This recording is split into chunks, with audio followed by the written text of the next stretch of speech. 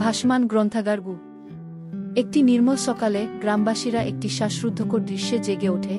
একটি জাদুকরি লাইব্রেরি একটি মেঘের উপর ভাসমান, ধীরে ধীরে গ্রামের চত্বরে নেমে আসে গি। অন্যরা বিস্মিত হওয়ার সময় লীলার কৌতূহল তাকে কাছে টেনে নিয়েছিল। সে মেঘের সিঁড়ি বেয়ে উঠেছিল, তার হৃদয় উত্তেজনায় ছুটছিল। ভিতরে লীলা বইয়ের তাক আবিষ্কার করেছিল যা ছাদে পৌঁছেছিল, আলোকিত বই যা গল্পগুলি ফিসফিস করে, এবং কুইল নামে একজন বন্ধুত্বপূর্ণ গ্রন্থাগারিক। কুইল প্রকাশ করেছেন যে লাইব্রেরিটি ভিতরের গল্পগুলির কারণে ভাসছে, এবং এর জাদু নির্ভর করে লোকেরা সেগুলি পড়ার এবং ভাগ করে নেওয়ার উপর। কিন্তু লাইব্রেরির দীপ্তি ম্লান হয়ে যাচ্ছিল। লীলা ছুটে গিয়েছিলেন গ্রামবাসীদের জড়ো করতে, তাদের পড়তে এবং জাদু শেয়ার করতে উৎসাহিত করেছিলেন গু।